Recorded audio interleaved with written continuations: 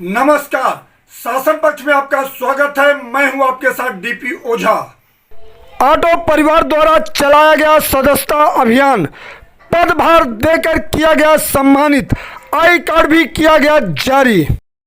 सोनिया विहार 3.5 पुश्ते पर बने पार्क में एक कार्यक्रम का आयोजन ऑटो परिवार दिल्ली प्रदेश अध्यक्ष इंद्रजीत सचदेवा के नेतृत्व में किया गया, जिसमें ऑटो चालकों की दिशा और दशा पर चिंतन करते हुए सदस्यता अभियान के माध्यम से अधिक ऑटो चालकों को जोड़ने पर दिया गया बल। वहीं कई लोगों को पदभार व आई कार्ड देकर किया गया सम्मानित। सभी सदस्यों ने एक साथ मिलकर कार्य को आगे बढ़ाने का लिया संकल्प।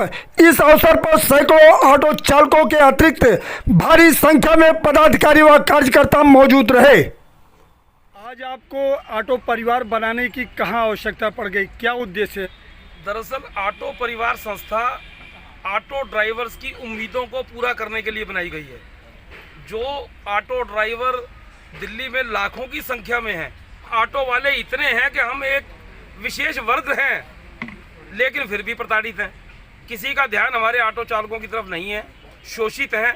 सड़क पर, अथॉरिटीज़ में, हर जगह पे शोषण हमें होता है। इसलिए परिवार के माध्यम से एक ऑटो चालकों को एक समूह के रूप में इकट्ठा करना चाहता हूँ। ऑटो परिवार कानूनी तौर पर हर ड्राइवर का साथ देगा। अगर किसी पुलिस वाले ने या किसी अधिकारी ने गलत तरीके से किसी चालक का चालान कर दिया या शारीरिक शोषण किया, तो ऑटो परिवार कानूनी रूप से सक्षम है उनके खिलाफ कार्रवाई करने के लिए। कि शीशा जरूर वेल्डिंग करवाइए। शीशा वेल्डिंग के लिए हमने डॉक्यूमेंट्स को पढ़ा। नजीमी वजीरी जी हाई कोर्ट के, माननीय हाई कोर्ट के जज साहब हैं, उन्होंने आदेश दिया था।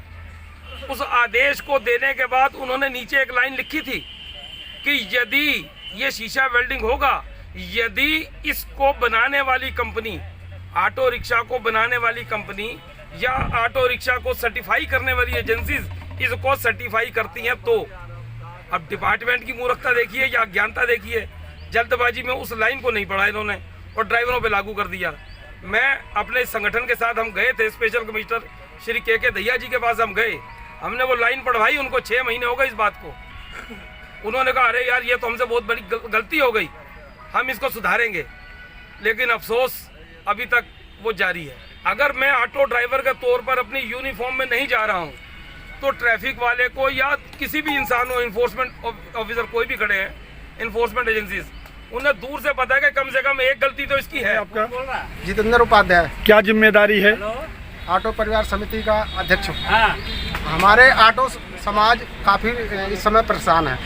अथॉरिटी द्वारा और दिल्ली सरकार द्वारा हम लोगों को बहुत परेशान किया जा रहा है। दिल्ली सरकार कोई सुनवाई नहीं कर रही है। अरविंद केजरीवाल जी या हमारे ट्रांसपोर्ट मिनिस्टर कोई हम लोगों से मिलने को राजी नहीं है। ऑटो परिवार के लोग पहले ही दिल्ली सरकार के एक अंग थे, ऐसा माना जा रहा था चुनाव के दौरान। ये सही बात है। हम लोग भ्रष्टाचार के खिलाफ, जो अरविंद केजरीवाल जी ने जो लड़ाई लड़ी थी, हम लोग उनका साथ दिए थे, लेकिन आज उसका उल्टा हो गया है। हम लोग उसी भ्रष्टाचार में जी रहे हैं और हमारा कोई सुनवाई नहीं हो रहा।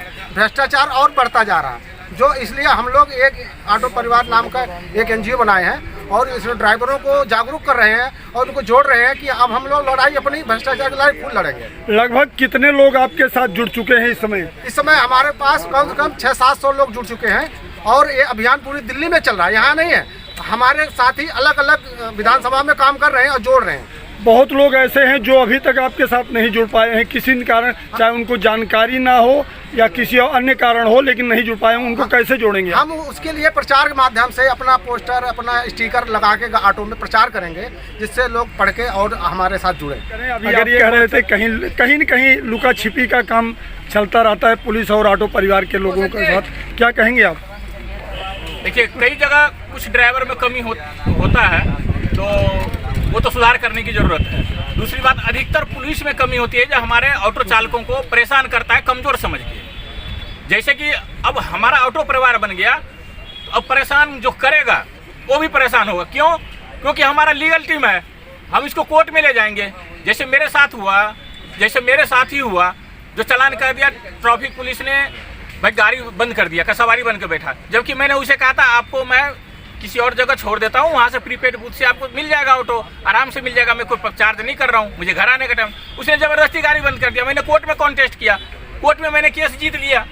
अब 4 सवारी थी, मैं सवारी को मना कर दिया, सवारी ने कंप्लेन कर दिया, मैं भी कंप्लेन किया हेल्पलाइन पे, मेरी बात की सुनवाई नहीं हुई, नोटिस आ गया मेरे ऊपर, मैंने कॉन्टेस्ट किया, सवारी नहीं आई कोर्ट में, सवारी को जो है वो वारंट भेजा गया, फिर सवारी कोर्ट में आई, फिर जाके कोर्ट में गिरगान लगा, मैं केस वापस लेता हूँ। फिर जिसने चालान बनाया था वो भी, और जिस ऑफिसर ने साइन किया था वो भी, जो फोन उठाया था रिसीव किया था हेल्पलाइन पे वो भी, सारे कोर्ट में मौजूद रहते थे। भाई साहब 7-8 तारीख में जीत मेरी हुई, तो हम लोग लड़ना सीखेंगे, अकेलापन नहीं। अब हम ड्राइवर को अकेला नहीं छोड़ेंगे, उसके साथ कंधे से कंधे मिला के रहेंगे और उसको लड़वाएंगे। मैं विजेंद्र सिंह, ऑटो परिवार में कोषाध्यक्ष का। आप लोगों ने अभी आई कार्ड बांटा है, क्या उद्देश्य था, क्या कहना चाहेंगे आप? ये हमारे परिवार के जो मेंबर हैं उनके लिए हमने आई कार्ड की व्यवस्था की है, और आई कार्ड जैसे ही कहीं भी जाएंगे तो आई कार्ड डाल के जाएंगे, रोड पे चलेंगे तो भी आई कार्ड लेके चलेंगे, उसे पता रहेगा हमारे एक दूसरे साथी को अभी हमारा साथी है। और अभी कुछ लोग कह रहे थे कि इस आई कार्ड से फ़ायदा क्या है, क्या करेंगे कि इससे हमें कुछ लाभ मिल सकता है? ये हमारे परिवार, सबसे पहली बात है हमारे परिवार के सदस्य हैं, और आई कार्ड से एक अलग ही पहचान होती है। किसी भी ऑफिस में, किसी भी डिपार्टमेंट में जाएंगे तो इनसे तमीज़ से बात की जाएगी। अथॉरिटी के अंदर जाएंगे तो उनको पता रहेगा इस संगठन के आदमी हैं, ताकि अथॉरिटी में हमारा जो संगठन है उसकी भी प्रचार होगा। इस माध्यम से पूरी दिल्ली में या आई कार्ड डाल के डालेंगे तो दूसरे साथियों पर प्रभाव पड़ेगा, अब भाई हम किसी न किसी संगठन से जुड़े, चाहे वो